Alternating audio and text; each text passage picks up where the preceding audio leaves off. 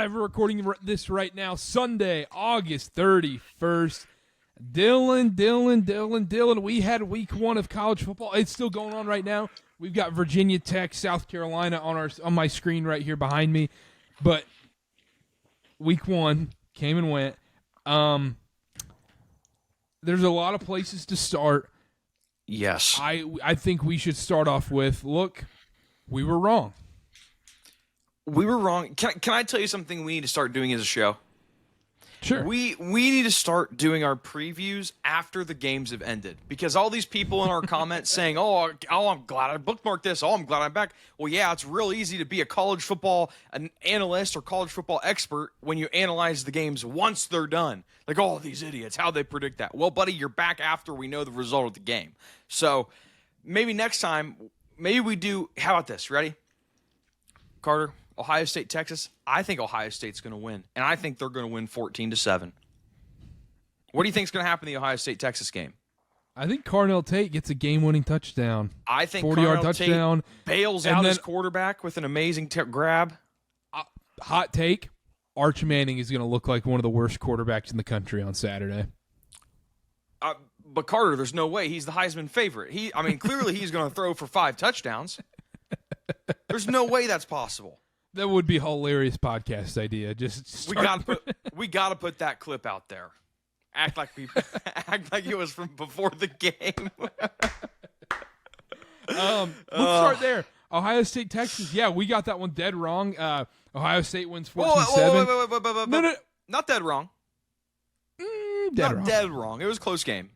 It was a close game, but you're right, not dead wrong, because Connor and I, when we did our preview at least, we said it was going to be an ugly game. It was going to be gross. And watching that game, you texted this to us during the game too, and I felt this way.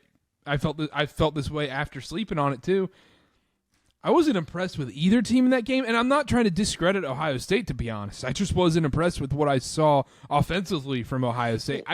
If you're an Ohio State fan, if you're coming out of the game saying, wow, our offense, I'm feeling great about it, I think you're wrong there. But then how much was it Arch, he was just a bad quarterback? Was it how good was Ohio State's defense? Or are these two teams that frankly might just not be that good? Saying that you're not impressed with either of these teams after this game isn't discrediting Ohio State. You're not sitting here saying like Ohio State shouldn't have won this game. So I don't think you're discrediting Ohio State. Maybe they shouldn't have. What? What'd you say? Maybe Ohio State shouldn't have won this game. Okay, well, talk to me. Why? Texas had every opportunity to close this game and put it away. Arch Manning QB sneak from the goal line. If he sneaks that in, gets pushed in, this is an overtime game. So here's what I'm going to say about that. I had it written down. You're exactly right. Turnover on downs for Texas at the Ohio State 1 and at the Ohio State 9. Of course, my argument for that is it's not going to happen every time. It's just not. Now, did they get stopped because Ohio State's defense is that good? We clearly saw the defensive line is not what it was last year. On our Texas the secondary might be better. The secondary is very good. I don't think any of us ever doubted that when we were doing our preview. But Texas, when we did our Texas preview, all of the Texas fans in our comments, they were very, very loud and very quick to let us hear about how the offensive line is the weakness of this team this year. They didn't have their way with the Texas offensive line by any means. Did you see something different? Are you saying the Texas offensive line? The Ohio State defensive line did not have their way with the Texas offensive line by any means. No, I wouldn't say so. I mean, there was a couple times Arch got pressured, but when you're playing a top team in the country, that's expected. I thought Arch had plenty of time. So, back to your point, Ohio State shouldn't have won this game, whatever you're going to say. I hate doing week 1 through 3 recap/previews because we're going to talk about Illinois and Duke, and we're going to talk about Michigan, Oklahoma, and we still don't have any answers to any questions. I mean, there's nothing, right? Because even when two teams play each other and they both look bad, we're sitting here and asking, well, are the defenses really good? When they're young quarterbacks, we're still asking, are they talented enough? Like, because they've played these good teams, it's vice versa when they play weak teams. What are we going to say about these teams? Here's my notes that I had. Right off the gate, right? We were right about how the game plan was going to be. 0-0 after the first quarter, 7-0 at halftime, I think. Yep. It was very conservative, short passes, lots of running, and needless to say, we had worries about this Ohio State running back room. Oh my gosh. I got CJ Donaldson, 19 carries, 67 yards. That doesn't excite you if you're an Ohio State fan, right, Karter? Yeah, but then it goes back to your argument before of, okay, is this Texas defense just that good? Yeah, I mean, they are. And that's the thing. We're going to have this conversation for a while. What I came away with this game, shout out to me and Connor. I wish Connor could be here. We might have been 100% right about Texas. We might have been 100% right. You might have been. I'm not going to lie. We'll figure out. Time will tell, and obviously, but let's just stop beating around the bush. Arch I think people dunked on him pretty good yesterday. I mean, he was the number one trending thing. Lots of TikToks, lots of tweets, lots of hate watching on Arch Manning and everything. And look, he didn't play great. I'm not going to defend him because he missed a lot of open throws yesterday. I'm not willing to be 100% out on Arch yet. Here's what I'm going to say about Arch Manning. I feel like as a show, none of us really bought into the Arch Manning for Heisman hype. Me, you, and Connor. I did the most. But you were high on Texas, so that makes sense. What is happening now is we're seeing a reverse of that, where he goes into the horseshoe as the number one team in the nation and struggles. He looks lost. And I don't know. I don't quite want to eat my words on Matt Patricia's defense yet. I don't know if he was calling up a good defense. I don't know if Arch was just inexperienced. I don't want to say I'm giving Arch the benefit of the doubt, but after the emotion of the Texas-Ohio State game settled, and I was thinking about this show and what I was going to say, this seems like the perfect opportunity for him to take 4 weeks and figure his stuff out and get right back into the Heisman conversation. If you were to buy Arch Manning stock at any time, now would probably be the time to buy that stock. San Jose State, UTEP, and Sam Houston? I mean, that's 3 weeks right there. You have time to figure it out. And it's like, we're going to dunk on Arch Manning because he looked lost. He couldn't move. His arm, his arming, like everything just looked so bad with Arch Manning. Do you trust Sark to fix it in 3 weeks with 3 cupcakes? And then by the time another important game comes up, Arch is ready to go. Like, he got thrown to the wolves in his first game. I understand I dog Matt Patricia. He coached a defense that was one of the best ever at the Patriots. So we sit here and we want to talk about Arch. I think right now would be a great time to buy Arch stock if you're interested, because it didn't look good yesterday. Me personally, I am confident the next 3 weeks it gets better and we see a better version of Arch week 10, 11 than we did yesterday. I'm buying it. I'm buying the Arch stock.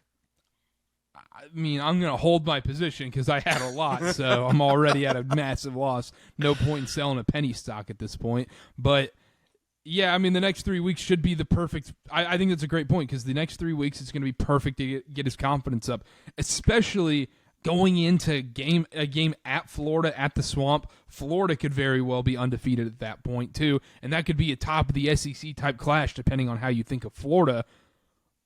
That would be a great get-right game, but it could also be a horrific, oh man, this is the narrative about Arch. This is it. It's going to be set in stone in that game. Do you leave this game? Oh, we did the Arch thing. Julian saying, what were we thinking?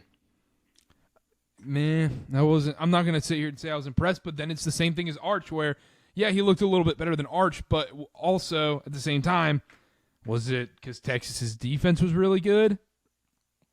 Maybe, but I just wasn't impressed with really anything outside of the defense in this game. How could you be?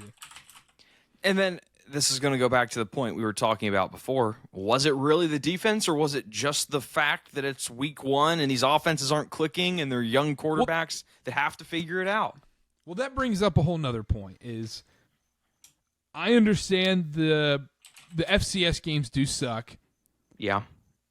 They're awful. Like BYU played, they won 69-0. It was nice. It was over in the second quarter. Nice, very nice. It was over in the second quarter. Didn't matter. Whatever. Just these blowout games or whatever. Then you get these week 1 games. I mean, you look at LSU Clemson. We'll talk about that one here in a second. That wasn't some exquisite game either to watch. Would it do college football a lot of justice just making FCS games? Everybody plays an FCS game in the preseason. Have a 1-game preseason to get everything right, and then you play. Because even college basketball at this point has a preseason. And have a 1-game preseason, get everything right, and then launch the season off with some heavy hitters, Texas, Ohio State, and do that one. Because I think the games would be much better at that point. That logic only applies, though, if you believe the narrative that, like with the Ohio State-Texas game, it's not the defenses are that good. It's that you have young quarterbacks. It's the first week, and they haven't figured it out yet. And I still don't even think you're going to get top-tier teams that buy into just playing FCS schools, because now I think you can play – like Texas lost to Ohio State, right? There's absolutely no question that Texas can still make the playoff. It's the new college football world we live in. So is the incentive to play an FCS team week 1, easy win, get your feet under you? And that really is probably the only thing where you can go play the number 5 ranked team in the nation, a real true good test. And really, if you can show you've put things, even if you just win your conference at this point, it doesn't even Texas can still win the conference and make the playoffs. So it's coaches are going to have to decide: do they want to play an FCS school? Do they want to play in New Mexico? Do they want to play a cupcake, get your feet under you for these bigger games, or do you want to play? Do you want to start tough, hit the ground running, and if you lose, you use it as a learning tool, and you get better at the end of the year. And then when there's a discussion, you can make the point: hey, we lost to Ohio State away week 1, but we ran the table. Arch Manning's going to be in New York as a Heisman contender. Like, even if we don't win the SEC, like, you should put us in. It's going to be interesting because the conversation has completely changed. As a Michigan fan, loved playing New Mexico week 1. As a BYU fan, loved playing Portland State week 1. It was nice. It was refreshing seeing a true freshman quarterback go out there. He had 5 incompletions and 5 touchdowns. Not that bad. There you go. One half of football. He played 1 half. National championship coming to Provo? I think so. We're getting national championship number 2. 40 years later. I love it. Yeah, we were wrong. I was wrong about the Texas game. I thought Texas would come out better. Overall, my stock on Arch Manning and the Texas Longhorns, I'm not ready to sell it. I'm not ready to sell yet. It was game 1. It was ugly. Arch did not look great. Weird arm angles, weird throws, the underthrows were the biggest concern for me in this game. Out of anything, out of coaching, individual players, anything, it was Arch Manning's underthrows because they were inexcusable. Guys would be wide open, and you'd see Ryan Wingo on those crossing routes about 8 yards in front, and he missed 3 of them. He missed 3 of them. 1 at his legs, 1 behind him, and 1 wasn't even close. The difference here is Julian Sayin had those as well. The only difference is you have great wide receivers that turn those into touchdowns. Because that Carnell Tate touchdown, that ball was severely underthrown. And that was just, you deflected, it lands in his lap in the end zone. And people are going to use that throw to talk about Julian Sayin as some star quarterback. I want to stop that right now. Because that was all Carnell Tate. That was all the receiving core. They won the game. You can't take that away. Karter, do you leave this game feeling any higher about Ohio State or Texas than before? No. And Ohio State's going to be the number 1 team in the country. We haven't seen the games on Sunday yet. I wouldn't feel that way about any team from this weekend outside of a Florida State. Alabama? But you wouldn't feel better about Alabama. You feel worse about Alabama. That's you feel terrible about Alabama. But, yeah. You look at these other games, we'll talk about them here in a second. But, yeah, Texas, it was bad. It was bad. The TikTok, man, the comments, people, it was like rabid dogs in the comments. I didn't go look. I haven't read any comments.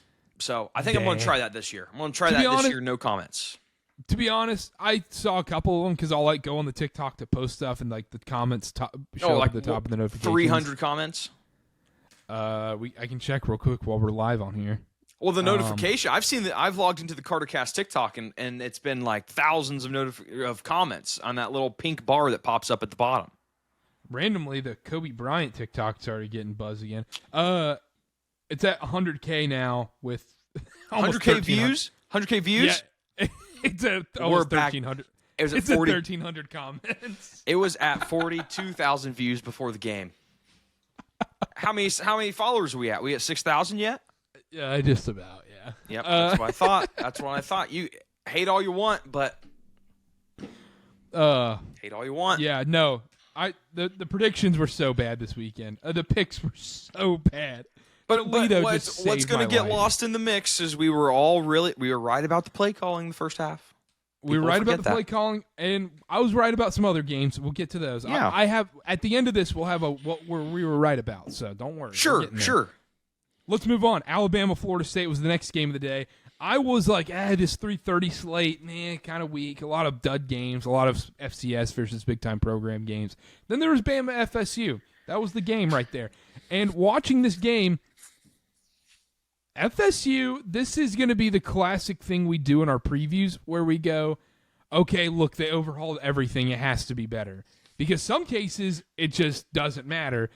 FSU is the prime example of you can always talk yourself into the transfer portal. Because you watch that game, it was night and day from watching last year Florida State football. And the way they were swarming Ty Simpson every time with that defensive line, that front seven, Tommy Castellanos playing like he actually cared and was actually a good quarterback compared to DJU last season. And they were by far and away the better team in that game against Alabama. We made fun of the Tommy Castellanos comments. And it was awesome. 100% respect it. He backed it up. Good for him, man. I fear that we didn't account for the counter effect that it has within the Florida State program of, now we have a guy in the locker room that is going to go out and say these things. It's almost like, we're going to have his back. We're going to have our leaders back. As someone that was an Alabama truther, I want to make the excuse that Alabama was missing their starting nose tackle. I want to make the excuse we have safety at Virginia Tech. Yep, I'm watching right now. I was about to do a breaking news. Safety. I want to make an excuse that Jam Miller was not healthy. I want to make these excuses. I think ultimately what it comes down to is they could not stop the run. They had, for some reason, the fact that they were playing a quarterback that could rush absolutely broke their brains. Because Tommy Castellanos, not a very impressive stat line in the air when you look at it. 9 for 14, 144 yards, 1 sack. They got it done on the ground, and kudos to them. I don't know. I personally was impressed with Ty Simpson, just from watching him. The stat line, I didn't think he was bad. Did you? No, I actually didn't think he was bad. I thought he was about to get killed on that football field because every single time he snapped the ball, he was happy feet running for his life. He looked like a penguin out there, and my gosh, that Florida State front seven was swarming him. It is shocking, and I don't know. I don't know if that's a Florida State pro. I don't know if that's an Alabama con. You could convince me that this Florida State team is going to be a contender because of how they hit the transfer portal, and I wouldn't say you're crazy after watching yesterday. It raises the ceiling so much, and for Florida State, it doesn't even really lower the floor because it was so poor to begin with. I don't know, man. It's like there's part of me that wants to believe, again, you lose week one. Nowadays, the era of an undefeated national champion's over. So it's like it doesn't even – it matters, but it doesn't even really matter you lost this game. You can make improvements. You can go do things better and – like we talked with Texas, win the conference, and you're in. Yeah. It's tough. But is this the best defense in the country? They have to figure some things out. That's a good response. I would say that's where I would come in, and I would say with their starting nose tackle, they're probably the best defense in the country. Okay. That's what I'll say. Because it was pretty predictable play calling from Florida State most of the game, and they were still having their way. But I want to give credit to Florida State because I think in all of this, the way the media narrative has been the last day since this has happened is Kalen DeBoer, he's not Nick Saban, he's getting ran out of town in Alabama. We'll get to that. But I think it's important to say Florida State, hell of a job. Tallahassee was unbelievable. That environment was crazy yesterday. Kudos to Florida State, man. They are now, you look at the ACC, all of a sudden you're like Florida State, man. They're right there, 1, 2, 3 in the ACC right now. They're right there now. Yeah, a lot of season left, but you're exactly right. But look at the odds now. Florida State is now 11-1 to win the ACC. I mean, that's still not that bad. I think even though I thought I'd be pulling up these odds and it would say 5-1. What would you rather have, SMU or Florida State? Florida State. Exactly, and SMU's a bigger favorite right now still. I would rather take the Florida State odds. Yeah, I don't think that's a bad bet. We're Tommy Castellanos guys yeah, too. we got to get back we got to get the band back together. So what went wrong last year? So there was a TikTok comment that was like, you guys didn't know about whatever the NIL situation. I was like, I remember hearing about it, but let me do some more research here. I went back. I was in some 24/7 message threads. I went through a lot. Basically, it came down to there was an NIL dispute. He hated the offensive scheme that Bill O'Brien was running, and there were some other internal things or whatever. And then basically was like, yeah, screw you guys, I'm done. That was okay, more so he didn't get benched. Yes, but the thing that gets lost in that is, let's not pretend Tommy Castellanos was some unbelievable quarterback when he did play for Boston College last year. There were some struggles there, but look, maybe he's bought in. This Florida State system's revolved around him. He did it yesterday. Maybe. I'm not going to sit here and poop on the guy. I think, yeah, I mean, that's fair. It'll be interesting to see how it goes the rest of the year. I want to, before I make any statements about Tommy Castellanos, I want to see him be forced to sit in the pocket and throw the football, because I feel like that's where the issue was last year. When he had to sit back in the pocket, throw the ball downfield, we saw the turnovers rear their ugly head. That's what I want to see before I make any positive statements about Tommy Castellanos. I think that's Is Alabama in trouble? You're not happy? You're not thrilled? I think I feel the same way about my Alabama take as you feel about Texas. I think that's 100% the way to feel about it. Yep, I think that's dead on. Because, and for me, I wasn't big on Alabama coming into the year. I said, look, I just got to see it a little bit. But if you're Kalen DeBoer, man, it's pretty damning that your 4 losses, you've been 14-point favorites in. That's tough. I saw a stat. I can't remember it off the top of my head. It was like losses as a 14-point favorite. It was like Kalen DeBoer 4 in however many days, and then Nick Saban, it was 4 in like 400 days. It was also, crazy. Shout out our guy Cole. Let me plug the Twitter real quick. At Cole W55. Waffle House head coach, Florida State guy. Need to get him on. Now that Florida State's good, I gotta figure out a way to get him on the show at some point this season. Maybe before like a Clemson preview or something. But shout out him. I think he ended up on the field yesterday after the game. So I believe it. Big dub for Cole. The Florida State fans deserve this after what they got last year. Oh, they were the butt of every single joke up until this game started. Remember, we got guys out there that still need to eat dog poop. We have tons of stuff out there. We have tons of stuff out there. But anyhow, I wanted to get Cole mentioned in here. But yeah, Connor kind of called it in the first half. He was like, look, I think Florida State might even be winning at halftime. Alabama comes out a little slow and then picks it up in the second half. Yep. Alabama, best team in the country. It's the beauty of college football now, though. Figure it out. You find yourself playing meaningful football in December. That's fair. Last big game I want to talk about, LSU Clemson. This is the game I have the strongest feelings about. Ooh, okay. Well, let me clear the path, all right? Clearing the path for Karter. You have the strongest feelings about this game. Can I guess which team it's about? Well, clearly, I don't think it's very close. Well, you could have negative opinions about a team or positive opinions about the other team. Well, what's your guess? I think you have the strongest opinions about Clemson. Absolutely. How to me. How can you not? Talk to me. Cade Klubnik. 208 yards. So we're just gonna do it again. We're just gonna.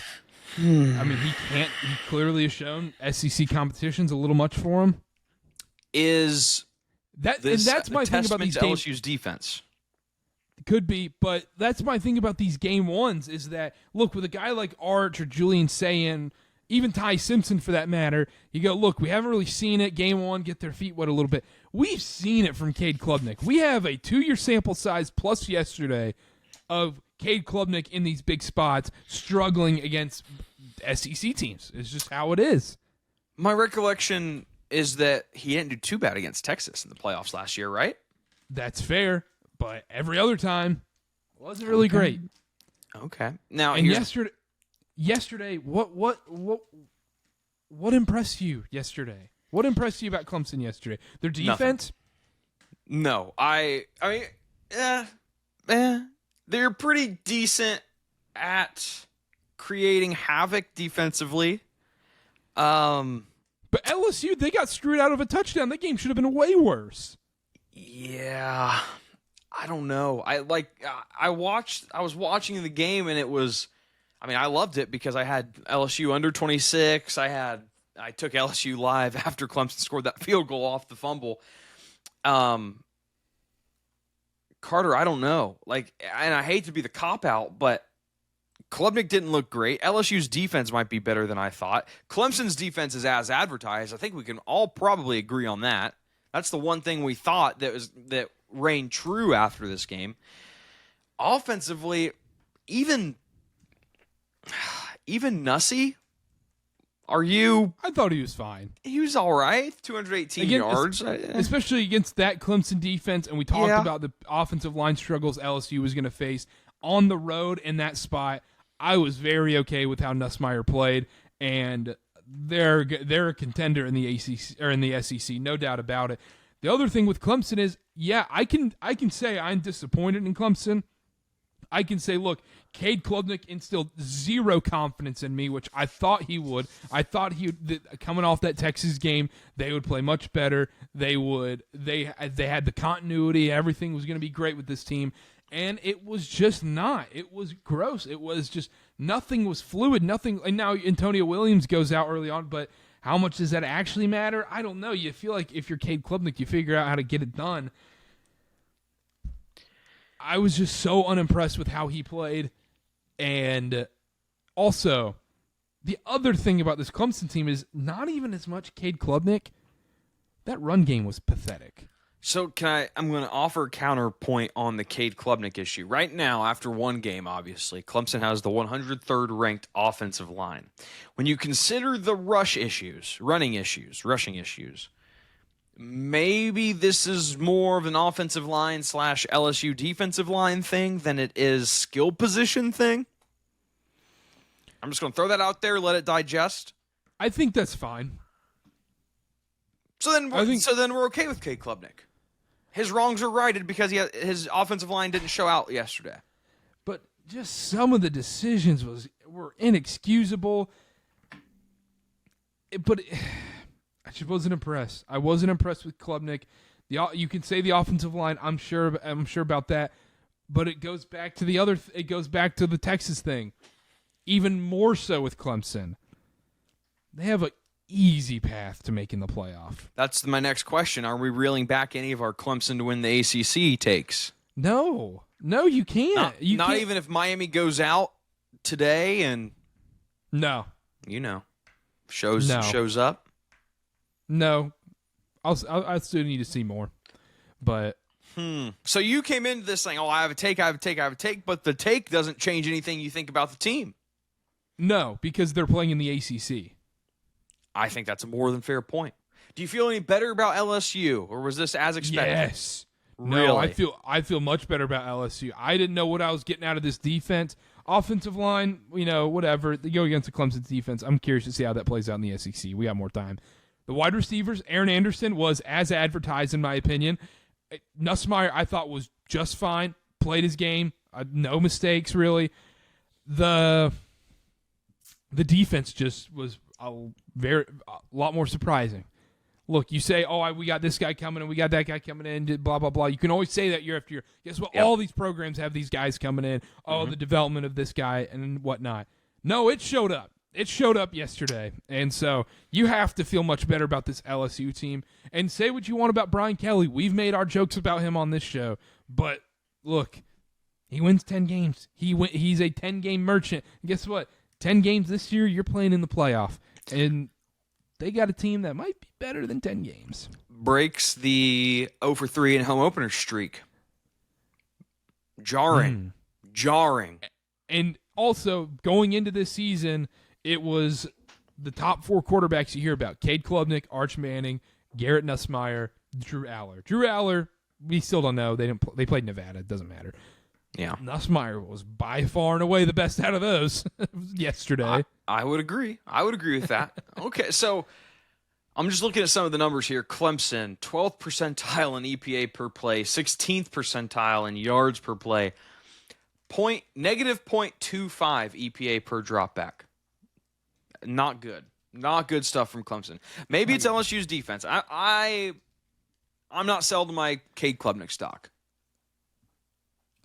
I'm okay selling my Cade Klubnik stock. You didn't have any, so what? You borrowing some on options contracts or what? No, it's more of those things of like, that dude who's like, dude, we should have bought Bitcoin. It's like, yes. We should have bought Bitcoin. Now, 2025, we probably should have and got then back. like our parents' version of that was, should have bought Apple stock. Oh, we all knew Apple was going to be no, you didn't. All right, shut up. Come on.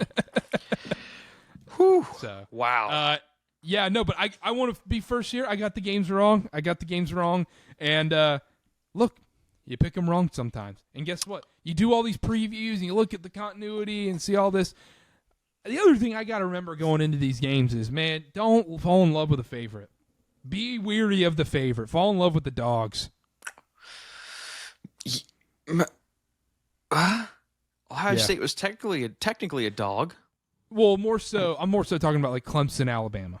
That game was a pick 'em, so I don't really. Yeah, Clemson got to -1 at one point and then back down. So I would say, you just fall in love with the dogs. Fall in love with the dogs. Toledo, man. Toledo saved me yesterday. My biggest bet was on Toledo spread yesterday. And boom, that cashed.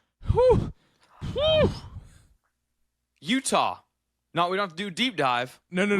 Wait. Just anything else on the other games before we get into that? No. And nothing else? No overreactions? Quick. For any other game? We skipped one thing we did skip over. Kalen DeBoer. Are you in or out on Kalen DeBoer? In. Give him some time. If this year they miss the playoffs, you got to be out, but I'm going in. Yeah, Are I'm you? out. Oh, yeah. Week 1 out. Well, it's not week 1. We saw it last season too with Nick Saban's roster. Yeah, but didn't have his OC. It just might not be a good fit. Now that I agree with. I still think you can win games though, but I agree. I don't think it's a good Brian fit. Kelly's not a good fit in LSU, and now look how LSU fans feel after yesterday. Boom. There we go. Did you want to end with Utah? Because I did have some other questions to ask. No, I just wanted to do some other questions real quick because Utah's in the "we were right" section, and I got some stuff on Utah. Yes. Did you watch any of the Michigan game? I watched a little bit. It was on the bottom left of a quad box, so I didn't have great eyes on the game. Liked kind of what I saw out of Bryce Underwood, to be honest. The little bit I saw, the run game hasn't gone anywhere, but it's New Mexico, so I don't know what to really feel about it. First, I won't take too long. First off, shout out to New Mexico's QB because he was just standing in the pocket delivering passes the entire game while he was just free rushers right out of his gut. I was like, dude, you couldn't pay me enough money to stand there and deliver the passes he did with 250-pound men running right at you. So shout out to him. Bryce Underwood, most passing yards in a freshman debut by a Michigan quarterback ever, of 250-something. Looked good. Has an arm. We can finally pass the ball. Can I tell you something? And I'm not exaggerating when I say this, Karter. Go for it. 8 penalties, 65 yards, and after every single freaking play, we were jawing at New Mexico players. I will be out so quick on this Michigan team. You laugh. I'm not even joking. That is part of rooting for Michigan is that they never did that. They were a well-disciplined team. No stupid penalties. If they're doing that to New Mexico, what do you think they're going to do to Penn? Well, we don't play Penn State. What do you think they're going to do to Ohio State, to Nebraska, to Oklahoma next week? I will be so out on this Michigan team so quick if we become the team that has attitude problems and just starts yapping our gums at anything that goes wrong on the sidelines. I promise you, Karter, I will stop. I will stop. I will stop. I need you to know that. I heard it here first. But yeah, I caught a little bit of the Michigan game. I wasn't. Second half, I didn't watch any. Yeah, second half was worse. First half was good. Second half was worse. But it is what it is. That's all I wanted to say. Bryce Underwood looks good. Defense, a little worse than last year, but not awful. Looking forward to it. Can't do the penalties. Cannot keep yapping your gums at New Mexico players. You can't do it. Whew. Any other questions? Oh, man. No. That's it? I think that's all I have. Okay. Let's go to the We Were Right section of this podcast. Let's start off. Let's go way back in time to Thursday night. Boise State stinks. Boise State without Ashton Jeanty. Yikes. Big time yikes from them. I texted you. I said, South Florida's the play here. South Florida's the play here. South Florida was the play there. We did our G5 preview. I said, I am out on this Boise State team. I do not believe in Maddox Madsen whatsoever. He was a product of Ashton Jeanty. That was shown on Thursday night. Disgusting. Disgusting stuff from Boise State. It was bad. I also think USF for a group of 5 is going to be a very good team. I texted you when you texted me it's USF under. And their defense, I think USF gets this ka-ching, double ka-ching. This is a team that gets a pretty bad rap for playing no defense, and their defense is going to be pretty good this year, which is going to make them better. So, but yeah, you were right. Boise State, yikes. Yikers, you don't feel good about that. Let's keep moving on. Jacksonville State should have beaten UCF. That should have been ours. Spoiler alert, every single week, I'm going to ask myself, does your team have Alex Grinch calling the defense? And if the answer is yes, I'm going to bet the other team every single week. Because if you bet the spread, you won. Other game Thursday night, Darian Mensah at Duke. Turned it on. Get your Heisman tickets in, fellas. Get your Heisman tickets in, because if he plays well this week against Illinois, woo-hoo-hoo-hoo, that Heisman ticket's going to go down to 15-1, 10-1. So get in on your Heisman. Get your Mensa Heisman tickets in right now. Started off so slow. I even texted you at halftime. I said, Duke, ? And he turned it on. He went, 27 for 34, 378 yards, 3 touchdowns. Balling. He was. And that makes, we got to feel good about Duke right now. I understand it's Elon, but Elon's a little feisty. Elon had some fighting, especially in that first half. In the second half, Mensa, he turned it on. So loved seeing that. Loved what I saw. Nebraska sneaky got the win over Cincy. Out on this Nebraska team. Don't care. I was out on him before the year, and I don't like Matt Rule. Do not think Matt Rule is a great coach. Dylan Raiola, I do not believe in. This Nebraska team is not going to the playoff. Hey. This Nebraska team is going 7-5. It ain't his fault God made him look like Patrick Mahomes. It ain't his fault. It ain't his fault he had to do the same walkout as Pat Mahomes and wear the same number going out on the field. No, Karter, that's God. Wake Forest almost lost to Kennesaw State. Not good, but we don't have to talk about that. Hey, speaking of Kansas State, can we give me my flowers already? Kansas State being the overrated team in the Big 12?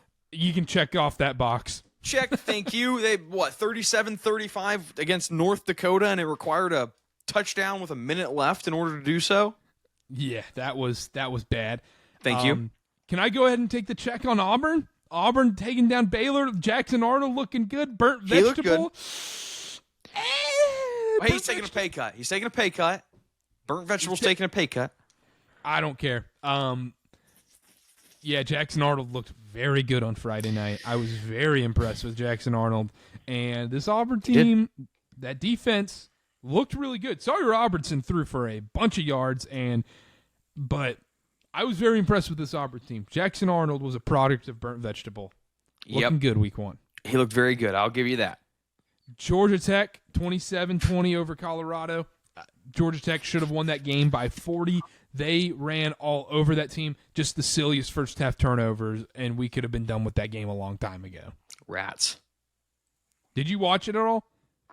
I watched the end, maybe when I was in bed. That's Thursday, Yeah, right? you didn't watch the game. It's okay. I did a little bit. I had it on in the background. It's okay. Just let me give you a quick reference here. Georgia Tech ran for 320 rushing yards. They outgained Colorado by 200 yards, and it took a late drive touchdown to win the game. That's some buzz football right there. Buzz. Buzz if I ever heard it. Going through Saturday real quick. A lot of FCS games, so you just go gross. Missouri takes down Central Arkansas 61-6, and Bo Pribula looks like he's the starting quarterback after everybody said he's not going to be. So thank you. Okay. Yeah, well, the other quarterback did get hurt. Well, maybe he shouldn't get hurt. Okay. Going through this right now. Tennessee, Connor, where's Connor at? Joey Aguilar looking nice. Good.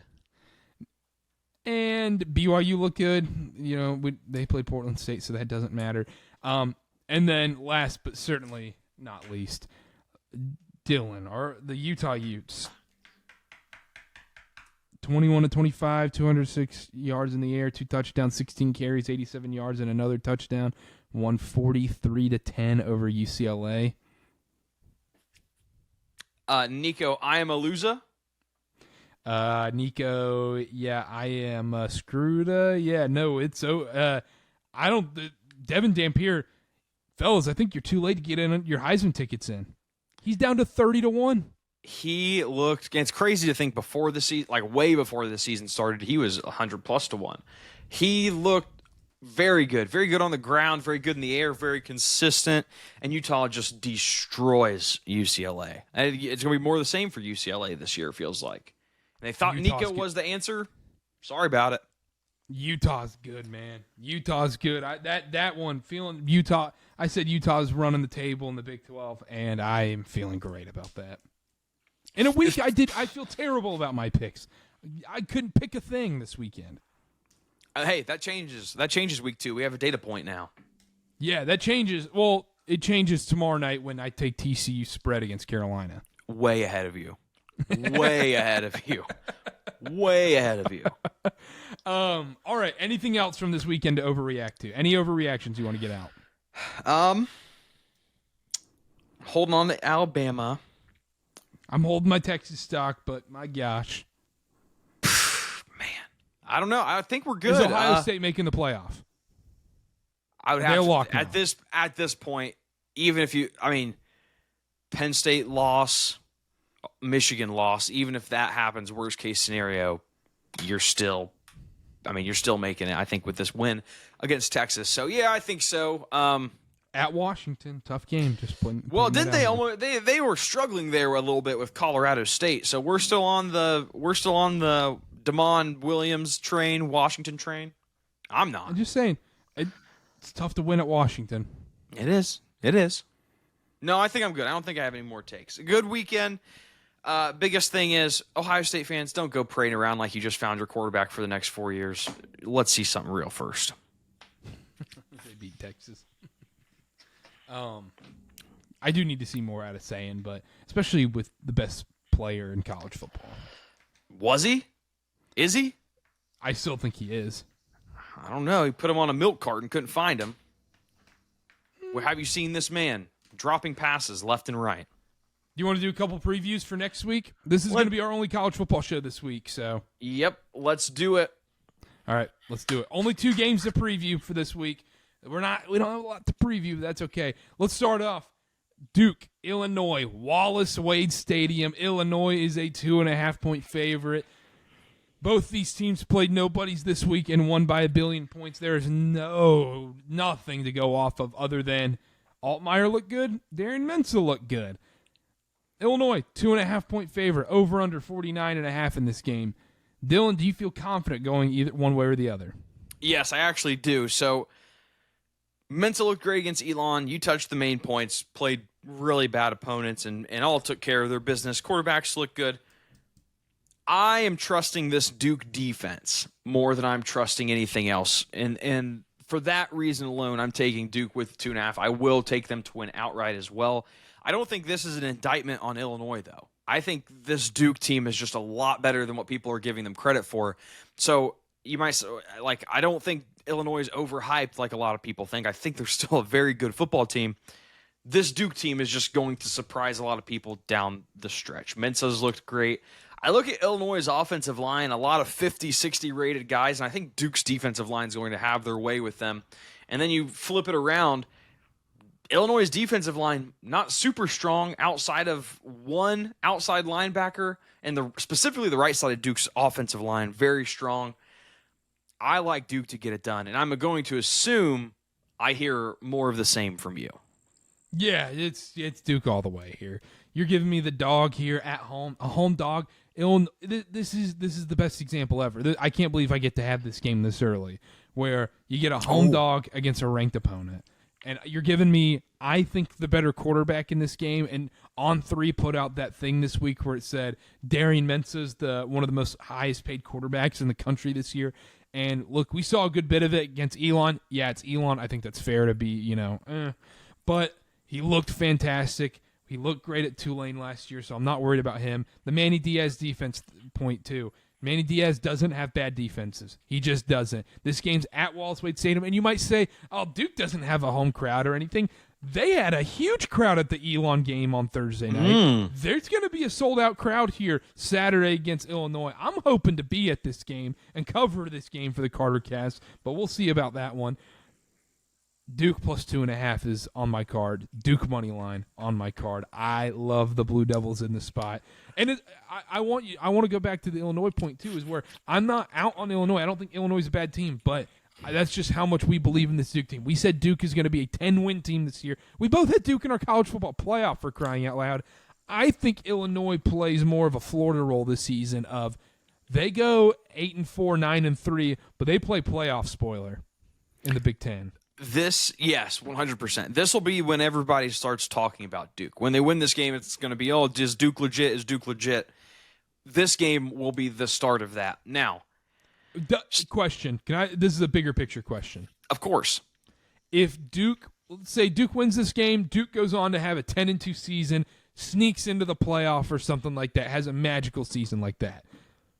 How fast is Manny Diaz going to the SEC?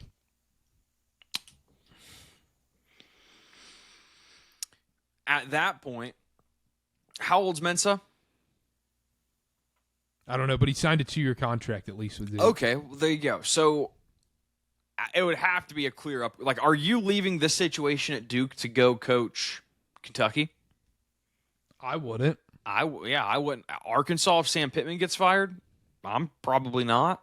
I would think if you have one more year of Mensah, I would think you probably wait that out unless an Alabama becomes available. I would think. But the problem is, Alabama's not moving on from Kalen DeBoer. No. Everybody can whine and complain. Even if he goes 8-4, the only way they're getting Kalen DeBoer out of Alabama is if they make up rumors about him, because nobody's paying that buyout. They've already struggled enough in Tuscaloosa with NIL and trying to keep up with the game right now. They're not paying $70 million to have a coach not coach and then pay a new guy to come in. Kalen DeBoer's there for the long haul. It's just, look, they're going to start making up rumors about it. I thought they might do it with Hugh Freeze at Auburn this season. Might be happening in Tuscaloosa instead. I don't want this to get misconstrued. I don't think that they'll fire DeBoer, but I think that's the caliber of job it would have to be for Diaz to leave. I mean, he's not leaving for a bottom of the SEC team, I don't think. That's a crazy statement coming from Duke. And for some reason, to be honest, I kind of agree. Well, wait a second. Stoops went to A&M. Or no, not Stoops. Elko went to A&M from Duke. No, I know, but what I'm saying is, like, if it's Duke to the SEC, it's an auto take, usually. Yeah. If a Wake Forest head coach got offered an SEC job, they're there in 2 seconds. Oh, I see what you're saying. You're saying the fact that he wouldn't leave right away. Yes. The situation seems pretty good in Duke right now. I feel like that's especially if you make the playoffs, I feel like that's a place you want to stay, at least to see out Mensah's contract. especially because you get to play in the ACC. You've got Mensa locked up there right now. Yep. And on top of that, you've got plenty of NIL to work with at Duke. And so if you can run a good defense in the ACC, you're gonna dominate. It's as simple as that. Can I ask you a question before we go on to our next preview as kind of a bridge, as you would say? yeah. First college football Saturday, East Coast time. Thoughts? Not a fan at all. Yep. Thank you. I woke up and I was a fan at first where I go, oh, this is nice. I went to the gym. I ran some errands. I got some stuff done. Or I got some things edited. Got some work done. Got stuff done. And then it was still 10:15. And I go, oh. What do I do for the next 2 hours? What do I do for the next 2 hours? And then you just fire away at the dumbest stuff. And you go, Toledo, plus 9.5, plus 10.5, plus 10.5. And so you just keep going there. No, did not like it. And then on top of that, I was barely keeping my eyes open for the Clemson LSU game. I had to watch the Utah UCLA game this morning. Yeah, welcome to it. It's awful over here. Terrible. Not a fan at all. I miss the West Coast for that reason. I'm not kidding. When we were making the move to the East Coast, like, we're sitting here talking about like, okay, housing, where we want to live, blah blah blah, and all this stuff. And I was like, honestly, like, outside of the people of, friends and stuff I had back out west, number one thing I'm going to miss is mountain time. Yep, exactly. Eastern time's awful for sports. It's awful. Okay, I'm glad you at least recognize what I've been going through for the past, how long have we been doing the show? 4 years, 3 years? Yeah, and I was doing it. I was trying to do a kick this week where I'm like, you know what? I'm going to try and stay off caffeine. Ooh, yeah, no. right. Yeah, right. If you're on the East Coast and you like sports, you physically can't watch sports without caffeine. Were you taking the caffeine to stay up later? Yeah. Or just, be more alert during the day even. Well, see, Carter, you can sleep. You don't have to wake up at 9. You can sleep. I mean, if you want to watch college football, you can sleep until 11:30. No matter what, I'm up though. Usually, I can't sleep in. Okay, all right. Also, all right. I got places to be. I got places to be. I got things to do. You got the gym to see apparently. Yeah. I think the comments would tell you that too. I've been reading them. I've been trying to stay away. Yeah, there's no point. I will say yeah, because like I said, I'm not scrolling through there. I'll look at the early comments, comment back, whatever. But then once those posts get huge or whatever, the thing is, everyone's just copying each other in the comments. Oh yeah, podcasting equipment needs to be more expensive. It's like you could do better. Yeah. If it's someone DM'd us and said your predictions were terrible this week. You guys need to just do a baking podcast instead. That's funny. Be original. That's Don't just say the same thing. Yeah, baking, and then I replied with him and said I sent him some of the stuff Dylan baked this weekend. Cinnamon rolls and Abby made stromboli. Episode 1 out soon. There we go. Michigan, KarterKast Oklahoma. Bakes. Oklahoma. I don't have the spread up right now. It's not loading for me. My computer's tripping out for me. Hook me up here. Play host. 5.5.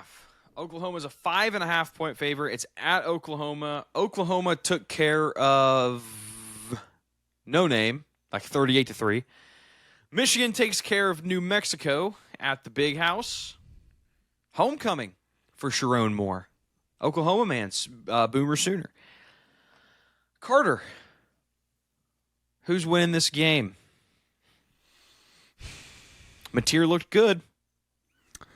Yeah, but Dylan, you want to go back in time real quick? Let's go back in time. I want to get these stats correct. So Let's let's go back in time. Last season, Oklahoma Sooners. Mm-hmm. They opened the season with none other than the Temple Owls. Okay. You know who looked good in that game? Jackson Arnold? Everybody. Everybody on that Oklahoma team. They won 51-3. If you're wondering, the Temple Owls were the worst college football team last season. Very bad last year. Very bad. Terrible. They played Illinois State. Mateer looked solid in that game. They win 35-3. Defense, I'm sure, looked great. Only caught a little bit of it. Mainly watched highlights from that game. Good for them. Good on that point. I'm going Michigan. With the points? With the points. Any chance they win? I think there's a chance they win, absolutely.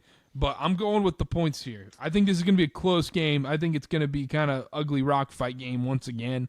And I don't think Sharon Moore is going to let Bryce Underwood do too much. They're going to be running the ball left and right. Their whole game plan comes down to how successful are they on the ground. My problem is the strength of Oklahoma is probably their defensive line.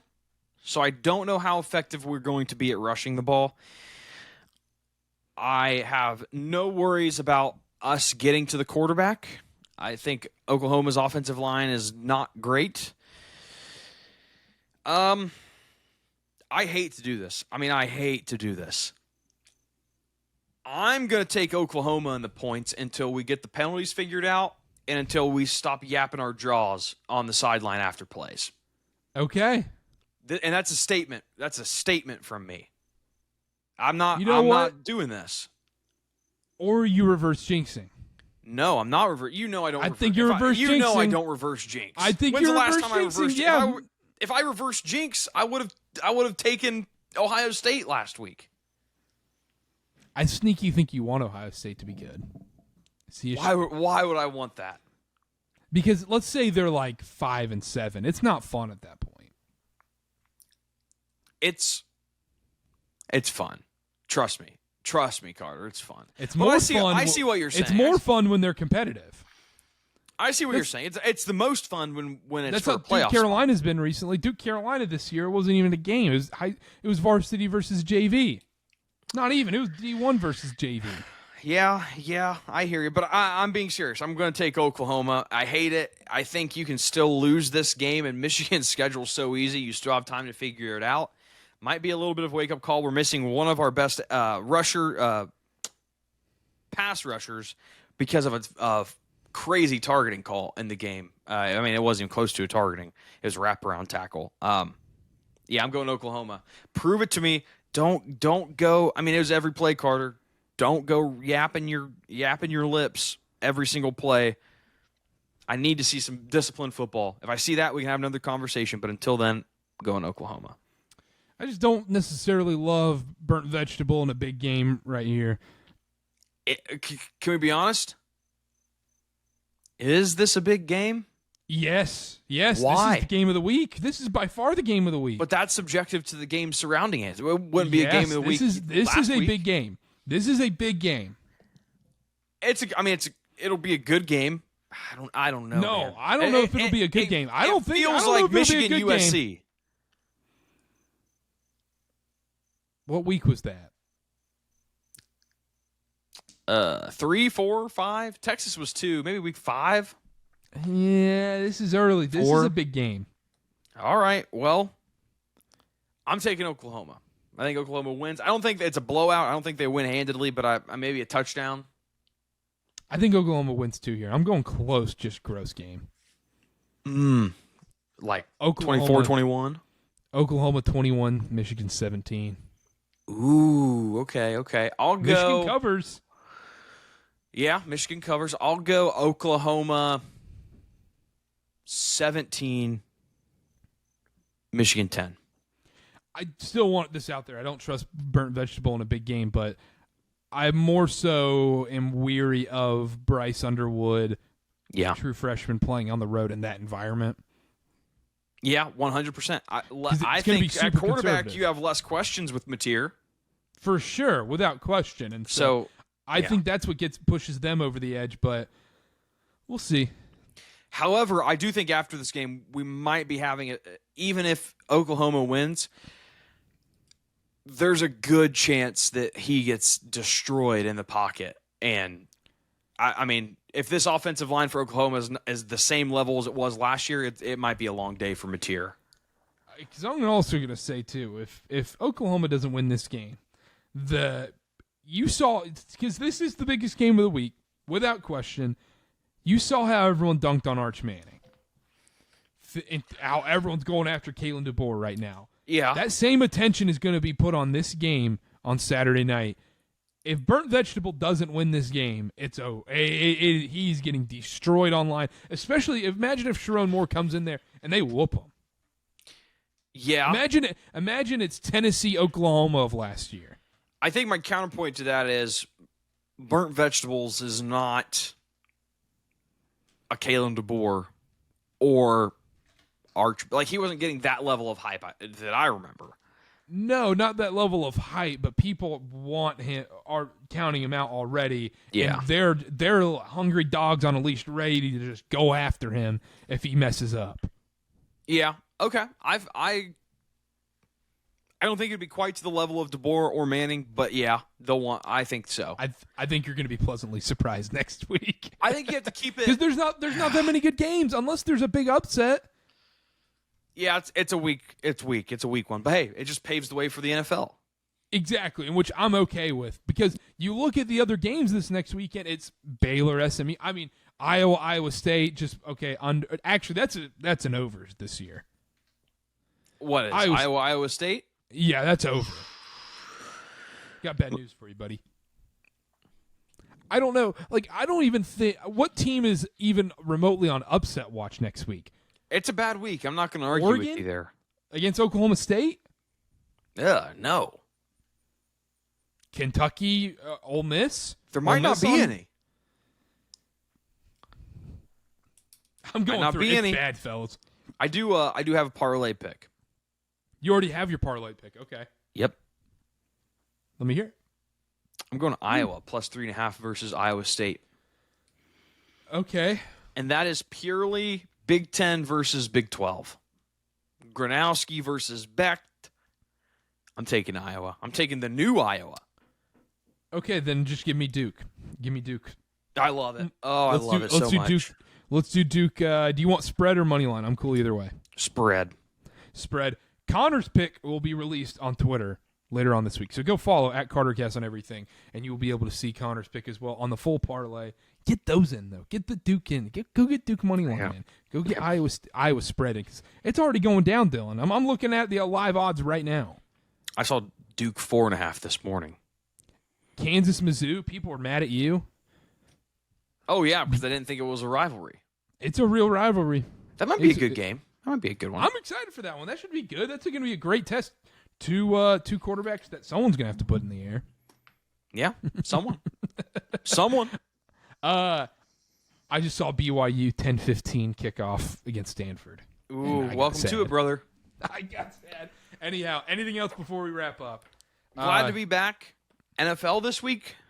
Yep, NFL this week. We've got, if you're listening to this right now, the NFC, AFC previews are all out. It's a ton of stuff coming out this week. So if you're able to consume all of it, thank you. You're the best. You're the GOAT. Anyhow, yep, all the NFL stuff out this week. Our season previews, we preview every single team in the NFL. Those are all out. And then we've got this, and then we've got week 1 previews for the NFL. That'll be out later this week as well. Dylan, anything else to mention? That'll be out Wednesday night. It's beautiful. We're back. Full swing now.